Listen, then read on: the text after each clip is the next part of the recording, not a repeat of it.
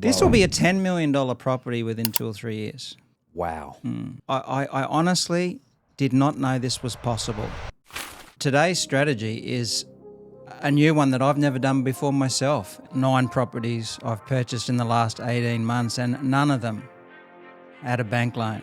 The opportunity is a lease purchase agreement. What is a lease purchase agreement? Okay, a lease purchase agreement is effectively You're going to increase the value of this thing while you're doing it. big time. I hope the listeners take this seriously because this is just, even for myself, this has just opened my eyes wide up to a whole world of opportunity. Now, there's more to this deal, Adam. Just wait. There's more? There's more. All right, let's do it. Okay, so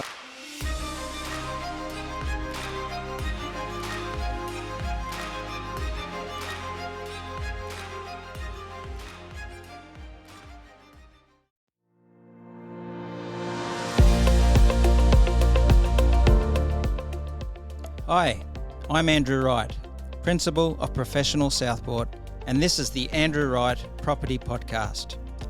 I've built a multi-million-dollar property portfolio, delivering a 7-figure annual rental income, and led my real estate team through thousands of sale and lease transactions. In each episode, I share real deals and strategies that will help you find, fund, and operate profitable property deals. The aim of this show is to provide education and build a community of like-minded investors who can collaborate, share insights, and help each other in each other's journeys.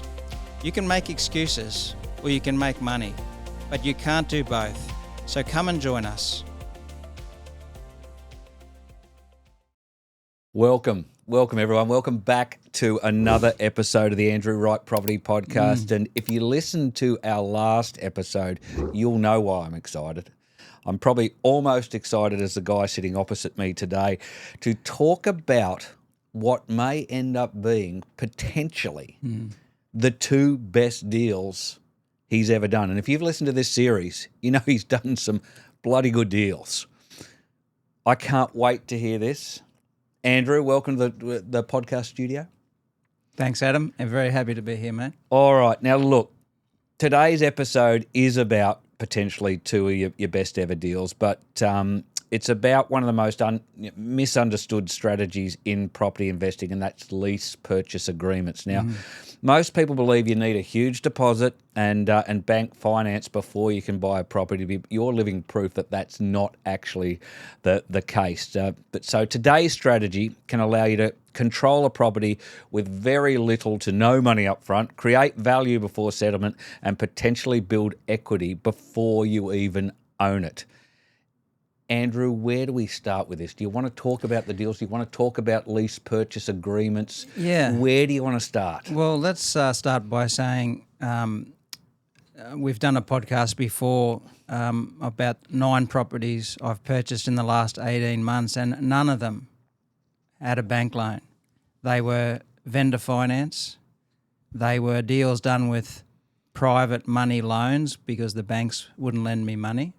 They were done with joint ventures where I didn't have any money to put down a deposit, and I've had other people come in and put the deposit down in a 50-50 joint venture. And today's strategy is a new one that I've never done before myself, and I'm really excited to pursue it. I've listened to a lot of podcasts in America about this type of strategy, but I don't know anyone else who's done it. I'm sure it has been done before, so I'm certainly not experienced in it. It's new to me, but I'm very excited about its potential use going forward. So the opportunity is a lease purchase agreement. Well, before we even go there, what is a lease purchase agreement? Okay, a lease purchase agreement is effectively 2 separate contracts. One is an agreement to lease a property where you enter into an agreement. Typically it's a 3 to 5 year term where you might find a seller who owns a vacant commercial property, has no income from it, and you simply just agree to lease it for a period of 3 to 5 years. Now, the big upside with that part of the strategy is if you can negotiate for it to be what's called a master lease, and a clause in that lease allows you to sublease, there is a rental arbitrage opportunity where you can rent it out. The owners had no money coming in from it.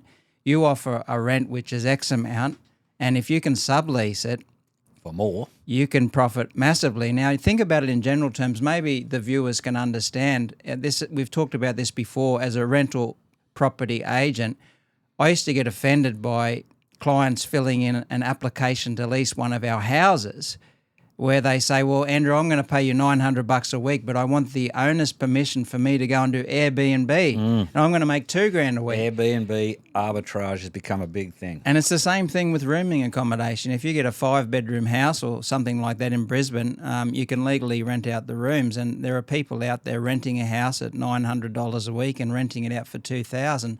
That's what you call rental arbitrage. Now, the same thing exists in commercial property, and a purchase to lease contract gives you that opportunity if you have the skill set around leasing.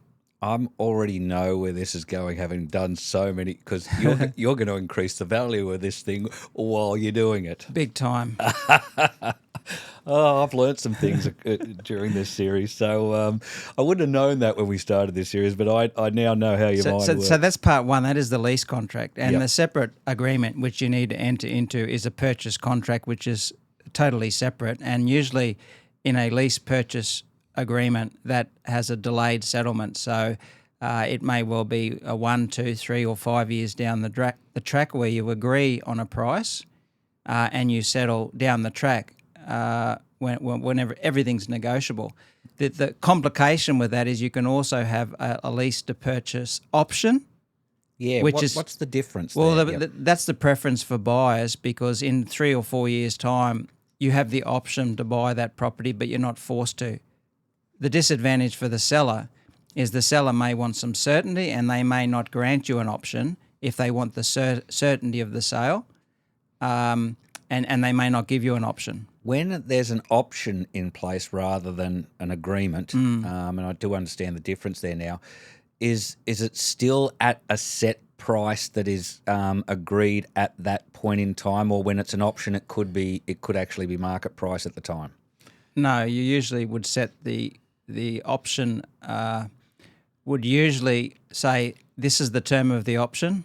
It will say this is the exercise date where you must agree to proceed with the purchase, and this is the fixed price that we agree upon now 3 or 4 years earlier than the transaction, and that's all documented in the option agreement. Why would a seller agree to one of these agreements or options while locking themselves into a price 2, 3, 5 years down the track when, on the whole, generally speaking, I'm generalising everything, every deal has a different scenario, but that prices, it will be worth more at that particular time?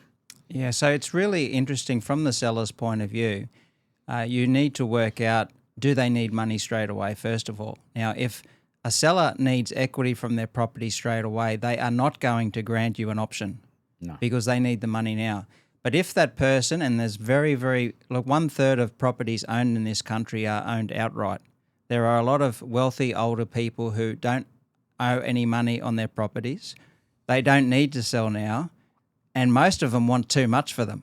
So there's an opportunity where a seller can say, okay, well, if I'm going to get some rent from this empty property, why not agree to a lease purchase option where I'm putting an inflated price on the property down the track? Oh, I see. It's higher than current market value.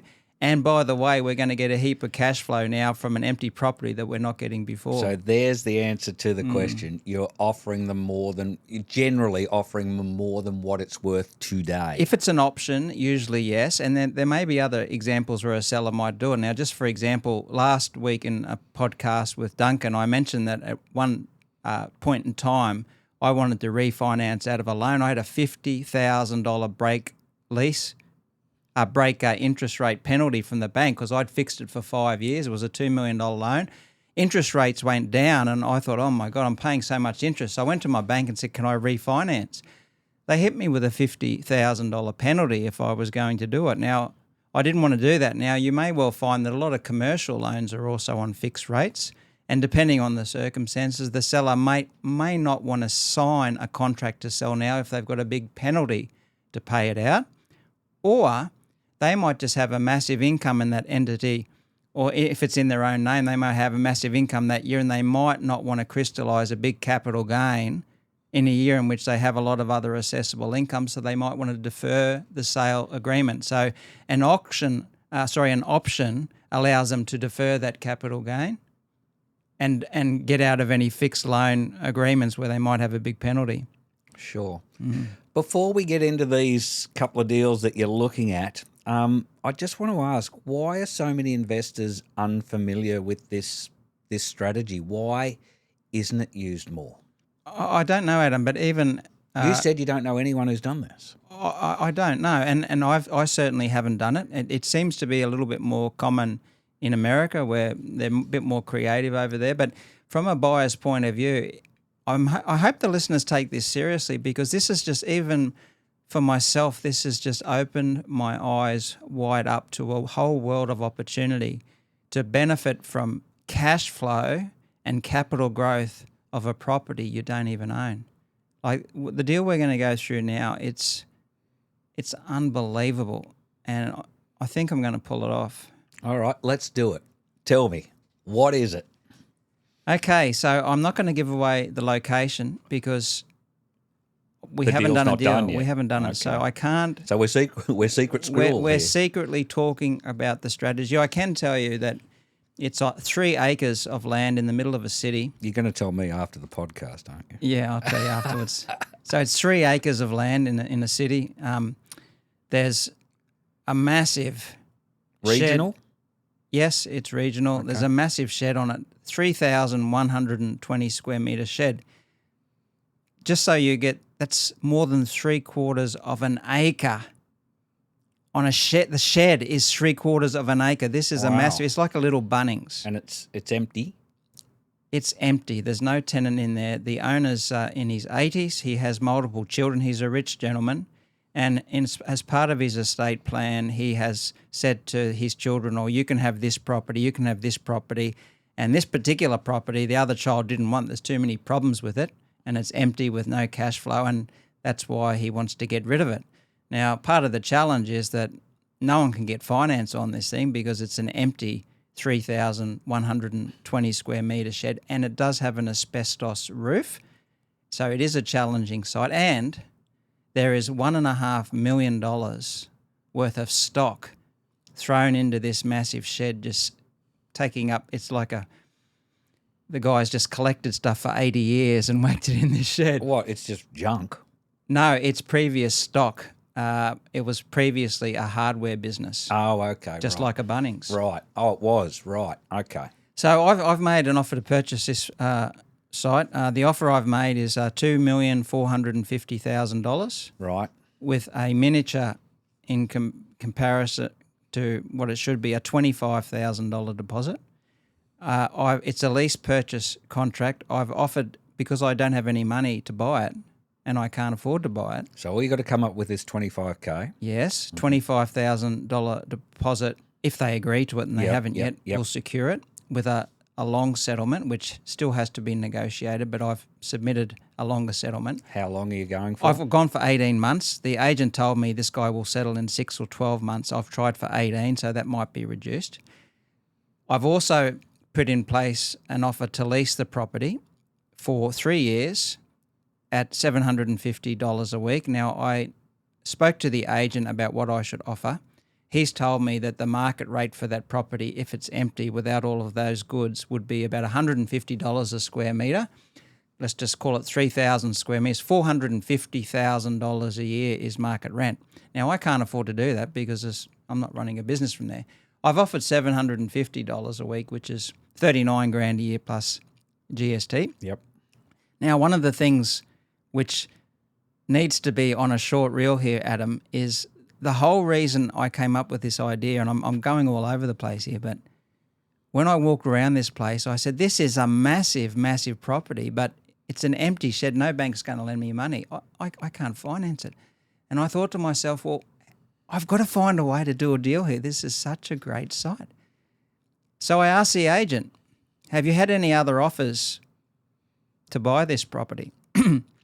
And he said, oh, no, but I did have he told me the name. I did have a big national tenant come here a couple of weeks ago, and they really want to lease the property, but their business model is not to buy. So I went, you've got someone interested in leasing it? Market rate is $150 a square metre. $450,000 a year is market rent. Straight away, my brain says, there's my opportunity. The owner didn't want to lease it to them because he wants it sold. And even when that opportunity comes? Yeah. Well, they hadn't put forward a price. And I thought straight away, well, what if I can buy this site now with the due diligence clause, which I've put in my offer, and during that time, I'll rent that property to that big national tenant.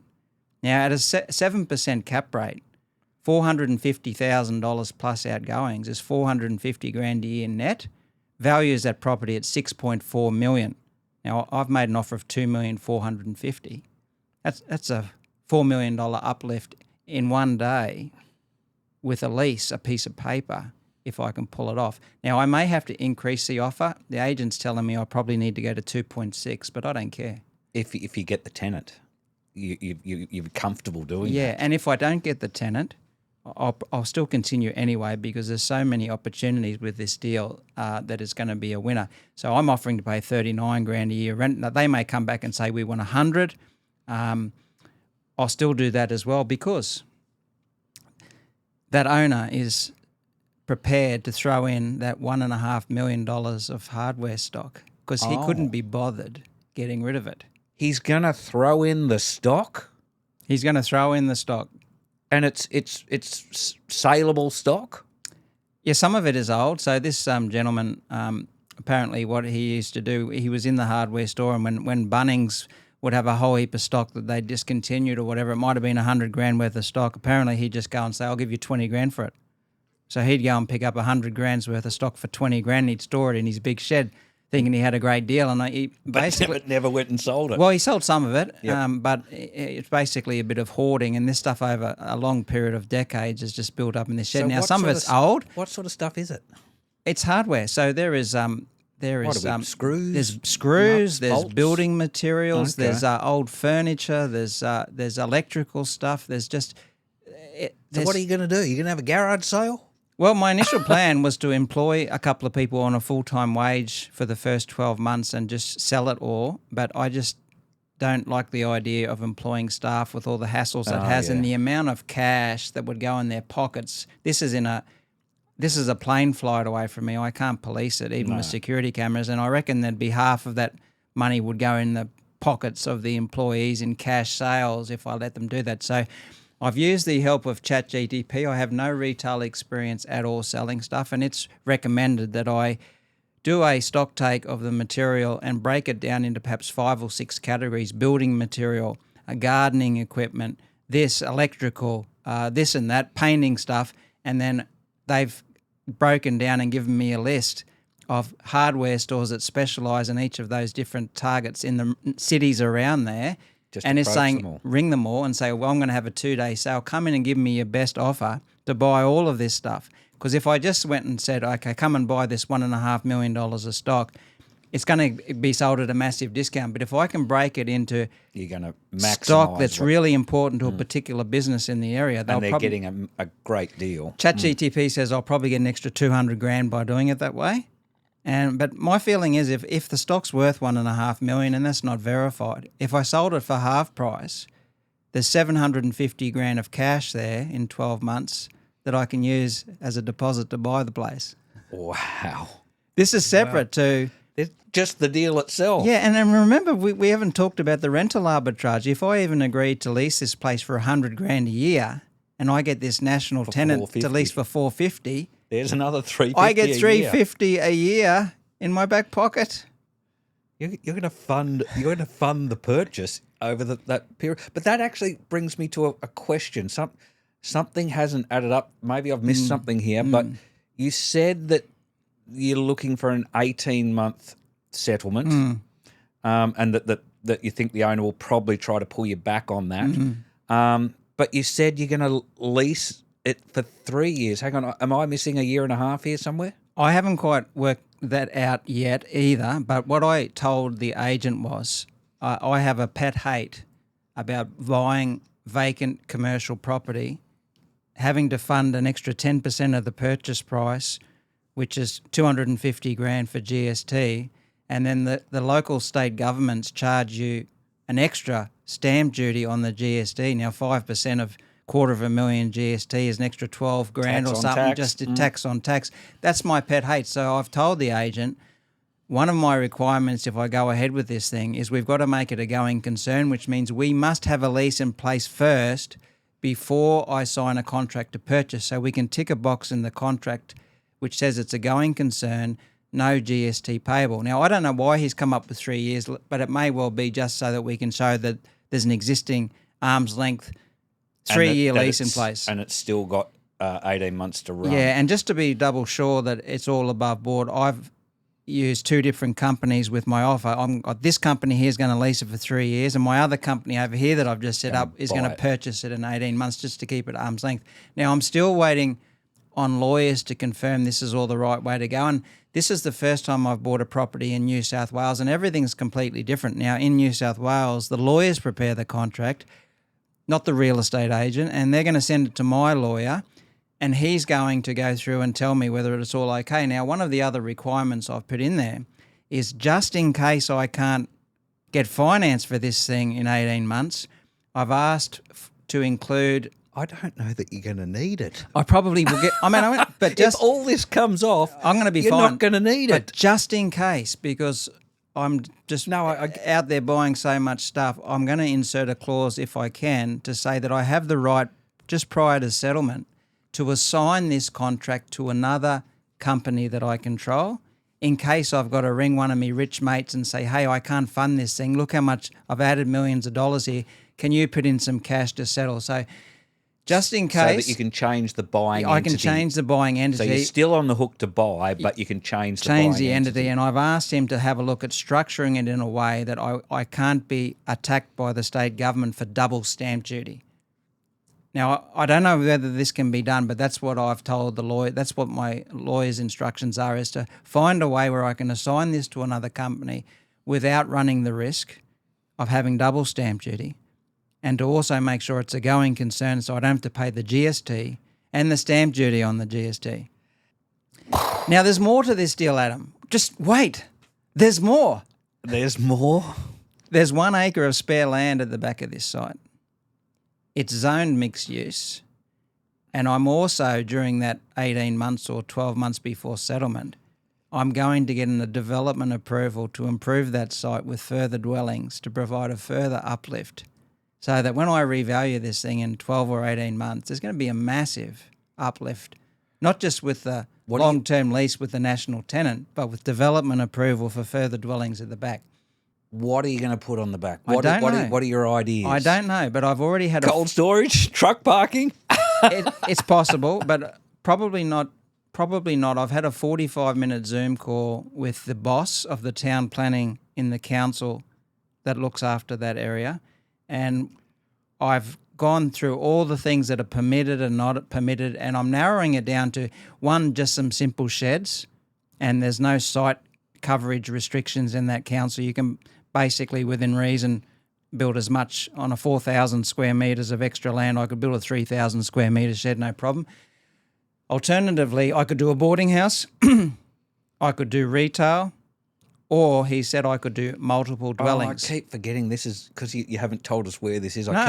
I keep picturing this a big chunk of land in the middle of nowhere. No, this is in the middle of town. Yeah, no, it is right next to a McDonald's. Because, It's next to a KFC. It's next to a Bunnings. It's right next to a Woolworths. This is a prime location, and I have the opportunity here to build whatever I want, and I'm going to probably tomorrow start ringing around the local agents there to say, hey, if I were to build multiple dwellings residential on this site here, would they sell quickly? How much would they sell for? And then I'm going to compare that to building a boarding house and keeping it myself versus a shed or a retail shop. And the other thing about that council, different to the Gold Coast, is on the Gold Coast with a mixed-use project, in a retail area, you've got to have shops at the bottom, remember, and build on top or behind. With this particular council, you don't need to build retail. You can. There are certain permitted uses there which don't require me to do retail. So I could just go into a boarding house. Right. I could just do multiple resi, or I could do a shed. And I'm yet to determine that, but there's a lot more phone calls over the next month to work out what's the best and highest use of that site. But one thing's for sure, that council says that they're very disappointed in their own KPIs if it takes longer than 6 months to approve a development application. So I'm convinced within that 12 to 18 month period, I can get this DA uplift before I settle on the site. Wow. Andrew, this is why I can't sleep. I'm getting a DA approval on an acre of spare land. I'm potentially getting rental arbitrage, paying 40 to 100 grand a year rent and subleasing it for $450,000 a year. And I'm pre-leasing a property to a national tenant and maybe getting a couple of $1 million in uplift just with a lease. And you haven't mentioned selling. And I got no money to buy it. And you're selling the stock. And I'm getting free. If I get half price for the stock, I'll pick up 750 grand to use for my cash deposit. Okay, let's talk risk. Okay, this tenant isn't really a goer, so suddenly there is no tenant. Yep. There is no going concern. Yep. You've got to find another one potentially. What happens in that scenario? Yeah, so that's why my offer is structured along the lines of the lease amount being a low amount. So at the moment, I've offered 39 grand a year, which, if nothing happened, I can fund that. It's $750 a week. It would hurt me, of course. I'm not like super rich or anything, but I could do it and I could get through at $750 a week, knowing that each week is $1.5 million of stock. I can go onto Facebook Marketplace if I need to, and I should be able to generate enough cash flow to cover it. That. Okay, so that covers that risk, and you'd obviously be going hard at trying to find another. I'd be advertising straight away on Real Commercial and commercialrealestate.com for a tenant. Sure. And hopefully within 1 year, given such a great location, I'd be able to lease that property. And I'm confident. I don't know the market very well, but the local agent has told me he can lease it. He's confident he can lease it quickly. I'm happy to pay him a commission to add value. And I've got 12 months to find a tenant. All right. I'm going to throw a few rocks at you just so that we can play out the worst scenario here. I want to know where the numbers become unviable for you. So, let's roll with that. Okay, there is no national tenant. When push comes to shove, that isn't actually there. You've explained what you do with that. Now the vendor comes back to you and says, Andrew, 39 grand a year. Are you kidding me? No, I want it's worth 450. I want 250. When does the numbers become where you just at what point does it become a walk away scenario for you? Where is that the key number, or is there anything else that? Great question. That's why I'm sleeping every night, rolling over and waking up every 2 hours. I don't know the answer, and that's why I am putting in my offer. I think it was 14-day due diligence clause, so I can think through these issues. But rest assured, that national tenant is coming back to inspect that property in the second week of August, which is 10 days away. I want this contract signed before then because they're bringing their CEO and they'll probably make an offer to purchase the thing. So I want this under contract in the next 10 days.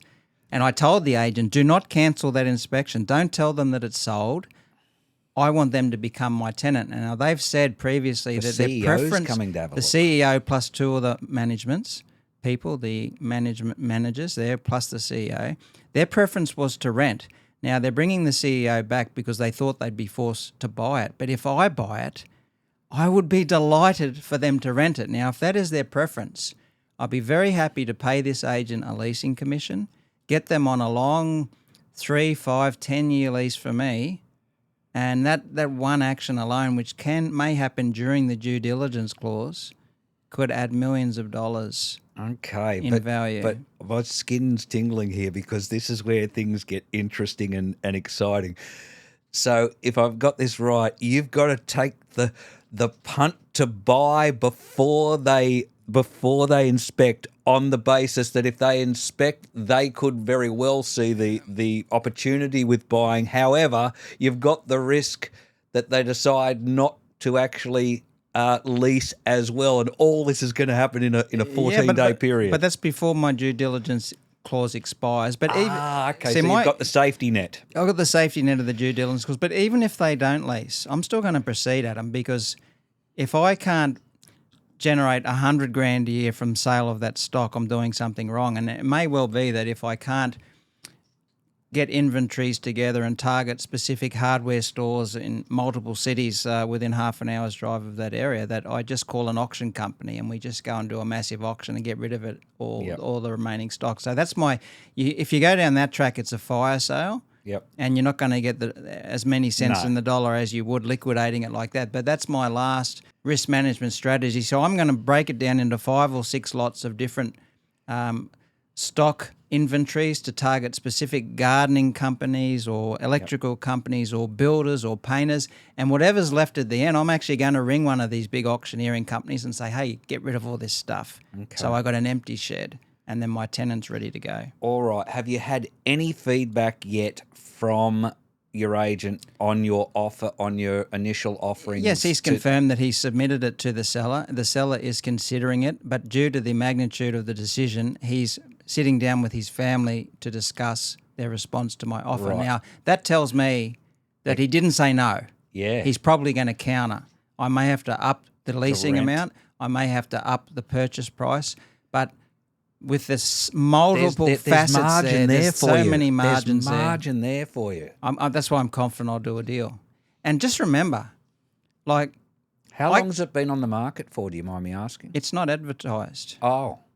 Remember, this whole deal came because I made the effort to buy a plane ticket, hire a car for 2 days and go around looking for 6 other properties that were on the market. And that agent said, hang on, by the way, there is another property that a guy who wants to sell. It's not advertised. I only found out about this because I put in the work. This is off market. Yes.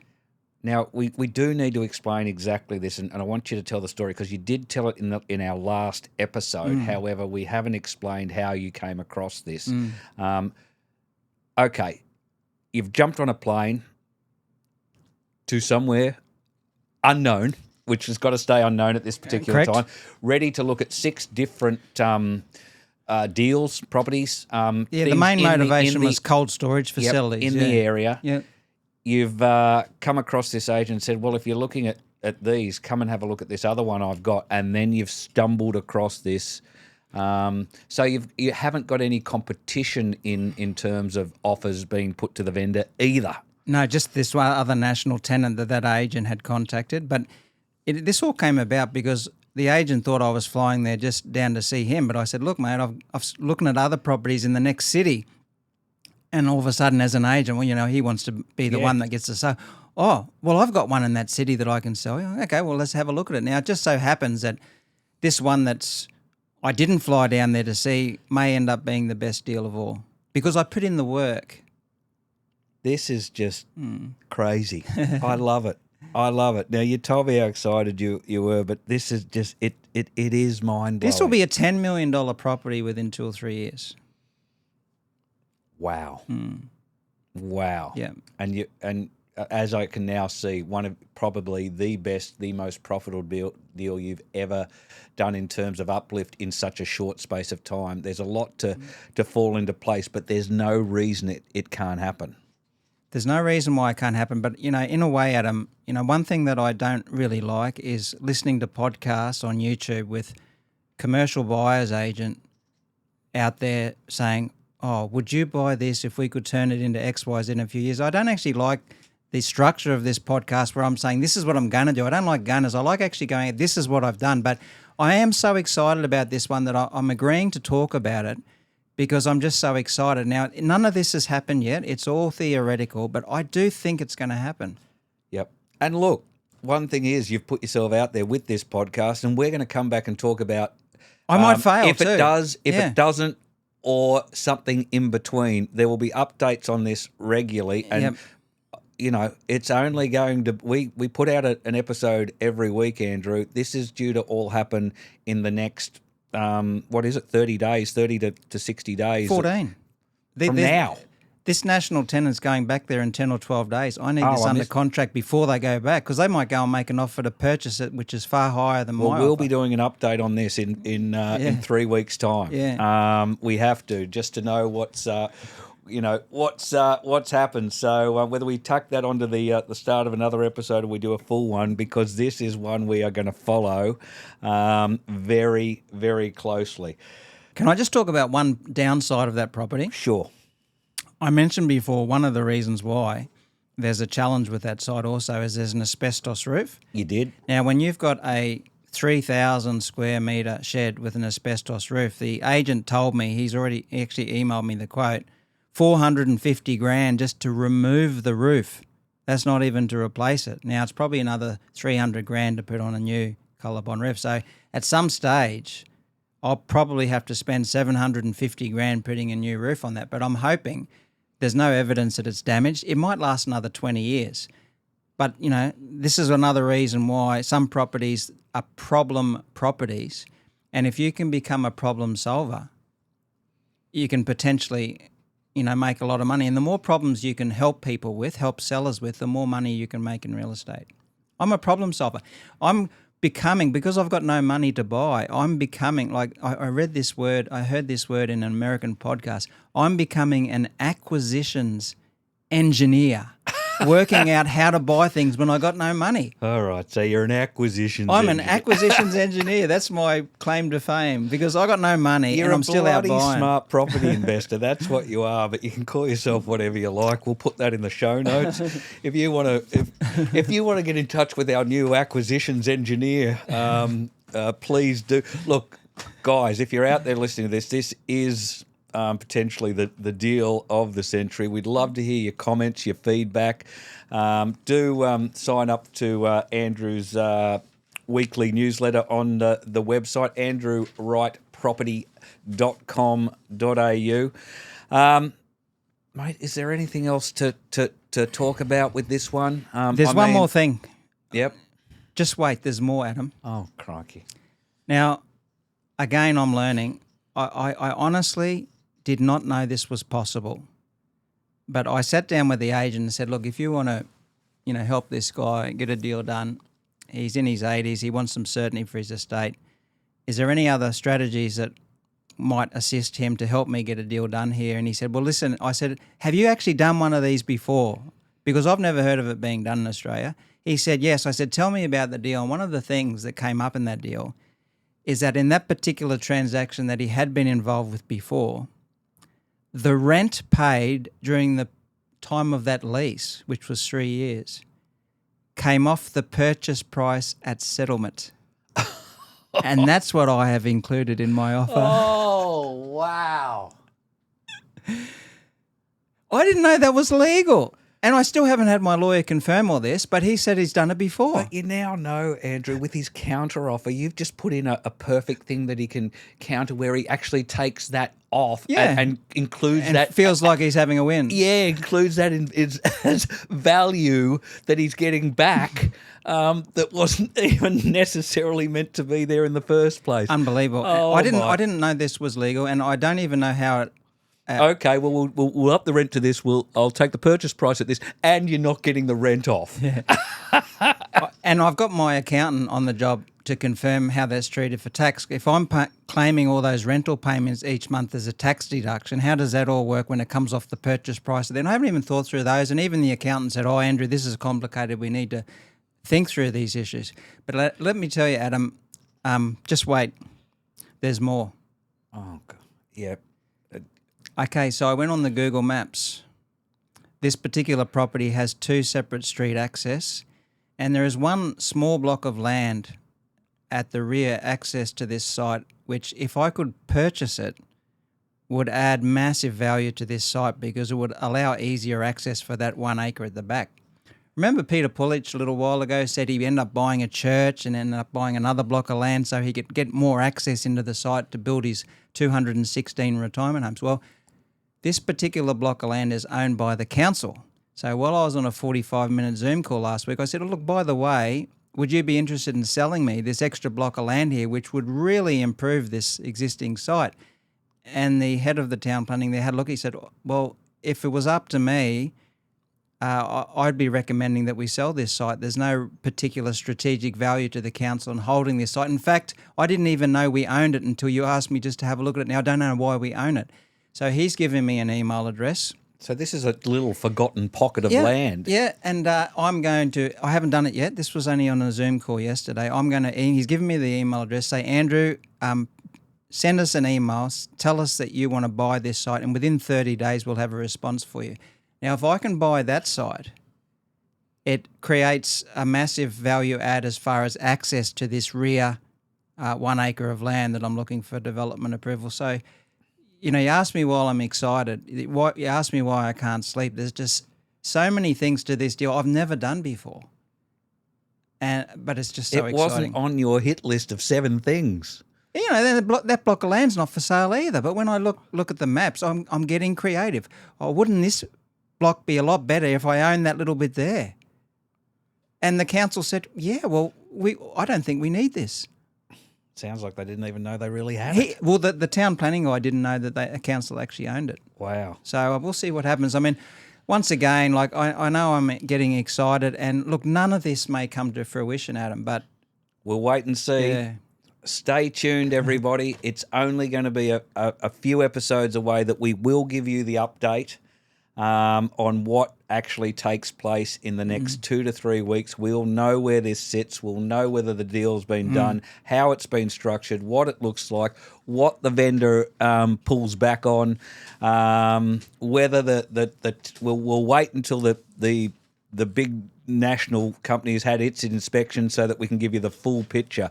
Stay tuned. It's coming back in an episode very shortly. But in the meantime, please do like, subscribe, join Andrew's mailing list. Again, we're not here to sell you anything. We're here to build a community. If you want to get in touch with Andrew about anything property related, want advice on a deal, want to do a deal with him, please get in touch. And can I just add, I don't want my viewers who subscribe to this podcast to sit here and say, oh, look at Andrew's talking about himself. I want to create opportunities for you guys. So what I want you to think about is you can do this too. You can have a crack at it. There's nothing to lose. Go out and find motivated sellers, properties with problems, and find a seller who doesn't have the money to quickly add value to their site. I mean, I've got to do all this within a year to uplift the value. Some owners don't have the money to apply to council and get uplifts. Some of them don't have the time to do it. And some of them, this guy's got plenty of money, but he's 80-something years, he just doesn't have the inclination. So if you find a motivated seller that doesn't have either the money, the time, or the inclination to add value to a site in a short period of time, you can help him by offering to give him cash flow, lease his property with a delayed settlement or an option to buy, and it's a win-win. You can do this yourself. You can, but if you think you can't and you found what you think could be a property where there is opportunity but you don't know what it is, I know a certain bloke who will probably work it out with you, for you, in conjunction with you. Get in touch. It's his superpower. He won't talk himself up, but I certainly will.